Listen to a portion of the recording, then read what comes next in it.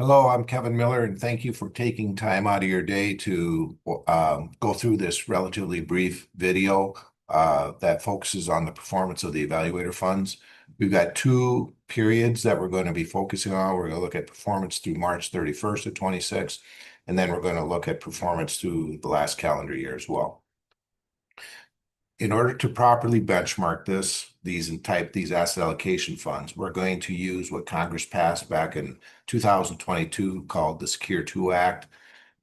In that act, Section 318 describes the proper methodology for benchmarking.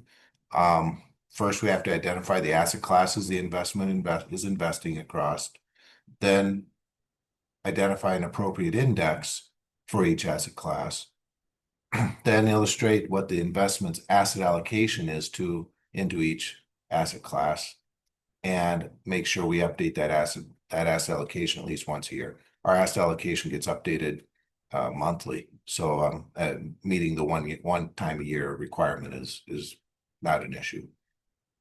So on the left-hand side, under the asset classes, you can see the 5 asset classes that we've identified: money market, bonds, domestic large cap stocks, domestic small to mid, and foreign.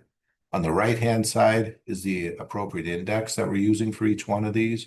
Morningstar's money market category, Bloomberg US Aggregate Bond. For domestic large cap stocks, we've got the Dow and the S&P 500. Some people prefer one or the other, so we just thought we'd use them both, just split it 50-50.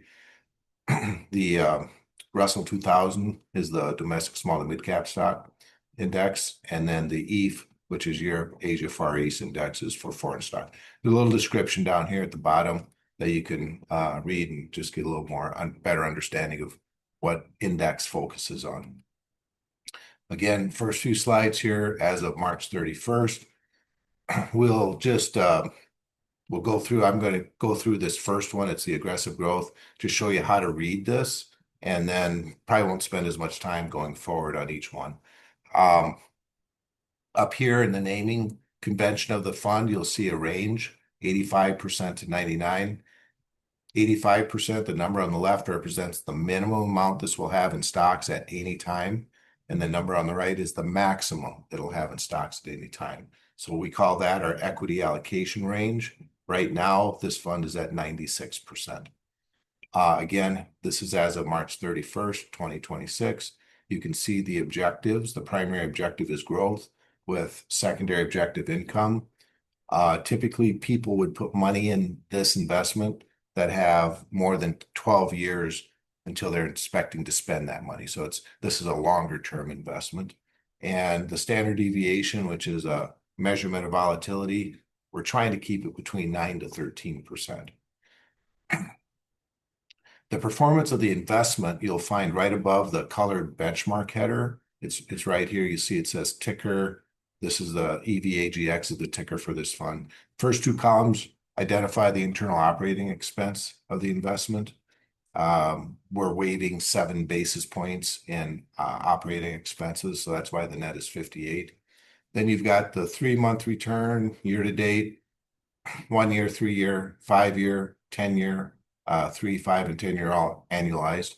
And then the last 3 columns would be the standard deviation for the past 1 year, 3 year, and 5 year. Typically, we want standard deviation lower because it indicates that probably less volatility and potentially less damage when the stock market goes down.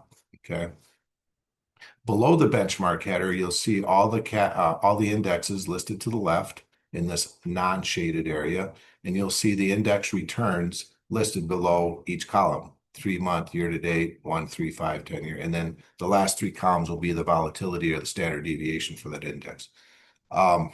This non-shaded component of the table will be the identical same numbers for every investment we look at, as long as the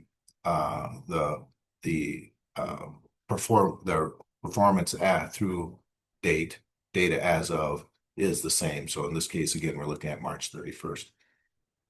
The bottom row, the gray row, that represents what the blended performance of these indexes would have generated based on the asset allocation that our investment has dedicated to these various asset classes.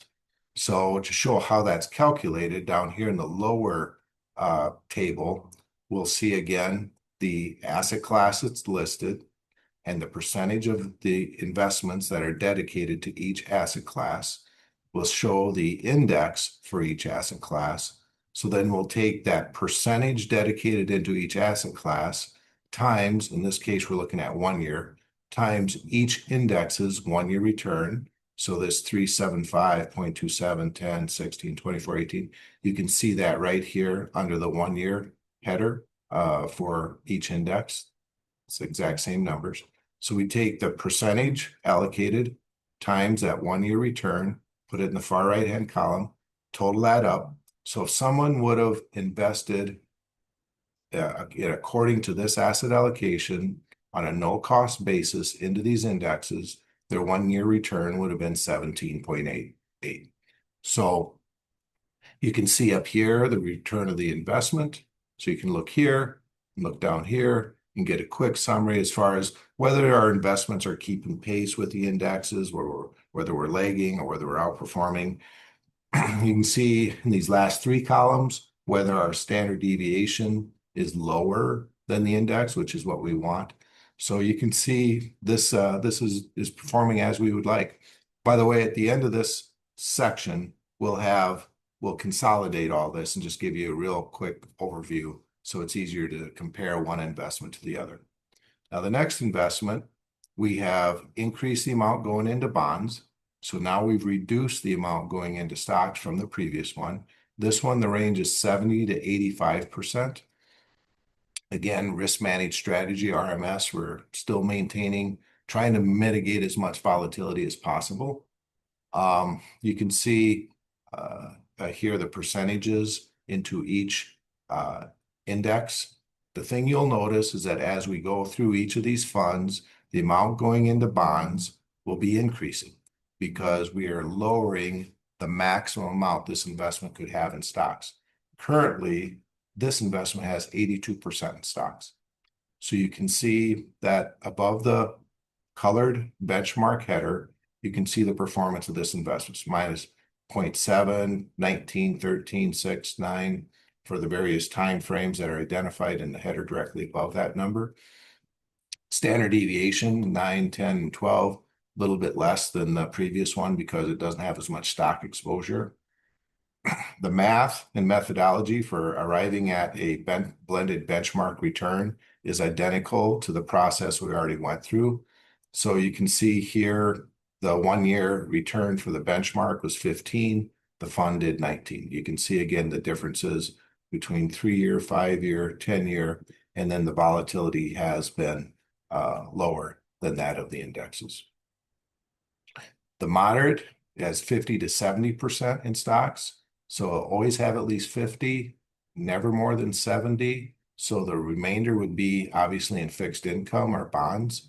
And you can see that right here. It has a 0.5% in money market and 33.5% in bonds. That's because it currently has 66% in stocks, dedicated to stocks, which would be domestic, foreign, small, large, value managed, growth managed. It's very well diversified. You can see the performance of the investment is right here above the benchmark header, the colored benchmark header. So for the past year, ending March 31st, this investment was up 16.48, where the blended indexes, same math as we've showed you already, would have been 12.29. What's interesting is this investment is up 16.48 as of the end of March. It has 34% of its money in fixed income, and that still outperformed the S&P 500, which was 16.33, with a lot less volatility. Like our volatility was 8%, standard, the S&P 500 was 10, so it's about a 20% reduction in volatility with performance that was good. I mean, so we're very happy with that. You can see the returns 8.8 to 10, 2.7 to 5.3, 5.4 to 7. You can see the standard deviation is below the average of the indexes as well. This is the conservative moderate. Minimum is always at least 30% in stocks, never more than 50. Currently was 46% dedicated to stocks. You can see the one thing with this fund, when you look at the 10-year return, we just need to note down here that this fund, when it started out 2012, was tactically managed. And in 2019, we transformed it into what it is today, an asset allocation fund with a minimum maximum amount dedicated to stocks. Same thing as the other ones, only there's a little bit more in bonds. So 53% plus 0.8 in money market. So there's 54%, rounding it, dedicated to bonds. The rest would be in stocks. So 46% currently in stocks. The 1-year return as of March 31st was 12.8. The blended return of the index, this identifies how we arrive at that again, was 863. So then you got the 3-year, the 5-year, the 10-year, and then the volatility measurements, the last 3 columns.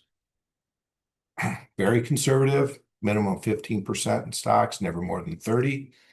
Primary focus here is income generation with some growth.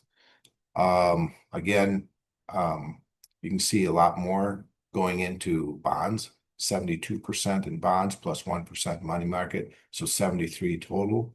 That means there's only 27% in stocks. You can see the year-to-date returns, minus 0.49 compared to minus 1. The blended return of the indexes, the 1-year return, 9 versus 5, 6 versus 3. The bonds, because the Federal Reserve raised interest rates so fast a while back, the longer performance for bond indexes, unfortunately, are still negative. So that's giving you a pretty low blended return when you incorporate that with the other asset allocations. Standard deviation of the investment is below that of its peers. So superior return with less risk, that's what we're shooting for. And then the last investment is the very conservative. We'll never have more than 15% stocks. Could have as little as 0 in stocks. It could be 100% in fixed income. You can see that currently has 87% in bonds and 1% in money market. So that's 88% in fixed income, meaning there's 12% in stocks. You can see the return is still negative year to date, but not as bad as the indexes. The 1-year return, 7 versus 2, 3-year, 4.9 versus 1. The 5-year, 10-year, you can see that those differences. And then the volatility is less than that of the indexes. So if we just put these collectively together on one page, this just pulls the performance of the investment that we've already reviewed for each fund. And then directly below, what we did is we just collapsed that the individual index performance and just showed the blended performance. So this is just a repeat of what we've already seen on a fund by fund basis, just so you can kind of see it for yourself. Relatively speaking, the thing I noticed here is that the 1-year return of the aggressive growth was about 2%, 2.7% higher than the growth. The growth was about 2.5% higher than the moderate. The moderate was, a little over, almost a little over 3% higher than the conservative moderate. So you can just see how the allocation more into fixed income and away from equities has reduced the return.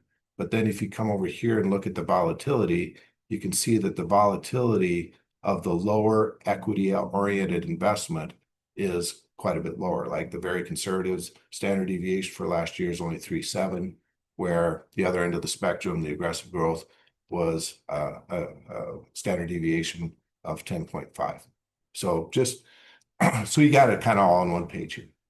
Now we're going to look at the performance as of last calendar year end, because I didn't get this out in the first quarter to get to everybody. Exact same methodology. The only difference is different ending period. This is as of December 31st, 2025. You can see the 1-year return, 1951, compared to the blending of the indexes would have been 16. You can see the return of each time frame. And then you can also see the volatility. I'll just be very straight up with you. Every one of these funds has outperformed the average of their benchmark at lower volatilities. So here's the growth. Currently has 82% in stocks, 17.7 is what it posted for 2025. The indexes blending in the same asset allocation orientation would have posted about 14.17. You can see the 3-year, the 5-year, the 10-year. Again, volatility below average. The moderate 50 to 70% stocks currently has 66%. 1-year return 15.78. As of 12/31/25, this fund did not quite outperform the S&P 500 as I indicated at the end of the first quarter. This fund actually was outperforming the S&P 500. You can see the returns of the index, and quite honestly, this fund should not outperform the S&P 500 because it has 34% of its assets in bonds, or fixed income, call it that. You can see the 3-year return, 5-year, 10-year volatility is less. One of the reasons the volatility is quite a bit less is because of the asset allocation into fixed income. Here's the 12/31/25 performance of the conservative moderate. Again, performance on each time frame is superior to that of the benchmark, and the volatility is also less than that of the benchmark. Conservative moderate, again, as of 12/31, currently has 27% in stocks. Posted a return for the year of 11.01 compared to 6%, 6.67% for the index. The 3-year average is superior, the 5-year, 10-year, and the volatility has been less. And then lastly, the very conservative 1-year return was almost 9%, 8.96, compared to 4.68 for the index. You can see the 3, 5, and 10-year performance, and then the 1, 3, and 5 standard deviation as well. In all of these examples, illustrations, benchmarking, we're all using the exact same methodology, and that's in accordance with Secure 2.0 Act. Here would be the summary review, kind of like what we went through with the March 31st numbers. Again, I just kind of look and I say, wow, this aggressive growth posted a return of 9.5. The growth was about 2% less. And then the moderate was about 2% below that, from 17 down to 15. And then the conservative moderate was down about 2% lower to about 13. I just find it interesting that these are almost always about in this time frame ending 12/31/25, they were about a 2% spread between each one for the year.